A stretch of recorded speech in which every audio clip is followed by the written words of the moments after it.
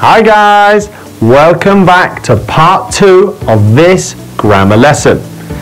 In the second part, we will take a look at relative clauses.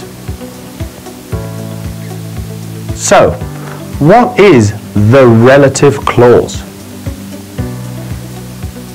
A relative clause is one kind of a dependent clause. It is introduced with relative pronouns such as who, whom, whose, that, which, why, when. Let's use an example sentence. English is the language which is spoken all over the world. Relative clause. The man who is living near my house, relative clause, is my old teacher. We use relative clauses to give extra information about something or someone, or to identify a thing or person that we're talking about. Let's look at some relative pronouns more closely. Who stands for people. Who substitutes for subject nouns or pronouns. For example, the girl who is wearing a blue shirt is my. The pronoun whom also stands for people. Whom substitutes for object nouns or pronouns. For example, that's the boy whom we saw at school yesterday. The pronoun whose stands for people or things. Whose substitutes for possessive nouns or pronouns. For example, that's the man whose dog we found. The pronoun which stands for things. Which can be used as either the subject or object. For example, the book which I liked was the detective story. Or, the dog which chased him was mine. The pronoun that, which stands for people or things. That substitutes for either who or which. For example, where is the letter that came yesterday? Or, the people that I spoke to were very helpful. The pronoun where stands for the adverb of place. Where is used to substitute for the adverb of place. For example, this is the place where they filmed King Kong. The pronoun when stands for the adverb of time. When is used to substitute the adverb of time. For example, do you remember the day when we first met? And the pronoun why. It stands for reason.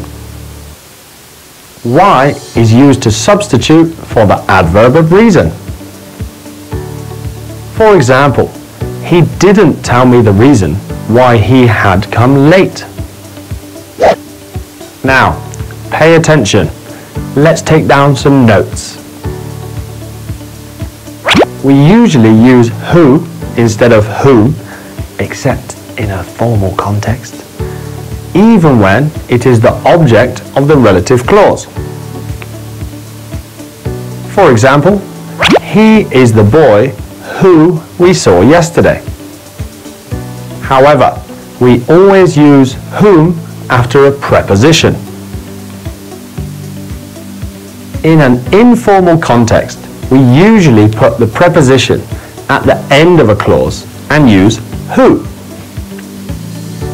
For example, this is the woman with whom Mary is sharing the room. Very formal. This is the woman who Mary is sharing the room with. More informal. Also, we can replace where and when with a preposition plus which. Let's look at some examples. The house where or in which he lived as a child is somewhere round here. Or, the house which he lived in as a child is somewhere round here. Let's look at another sentence. Do you know the year when or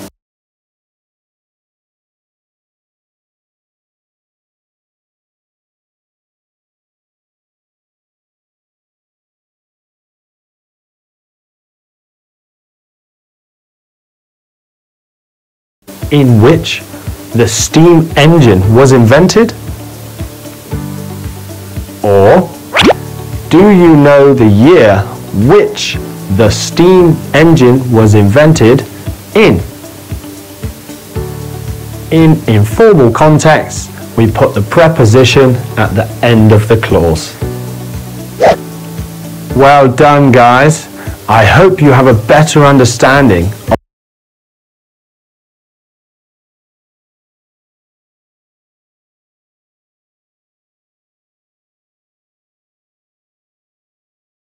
of the relative clauses. Let's practice with a few more sentences before we finish. Number 1. The girl whose father is my English teacher is reasonably good at English. 2. That's the reason why his English is a bit rusty. Number 3.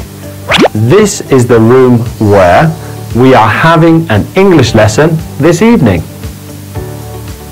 Number 4. That's the boy who, or that, is bilingual in English and Vietnamese. Number 5. The summer when people go swimming is very hot. Number 6. I've just bought a shirt which looks so cute.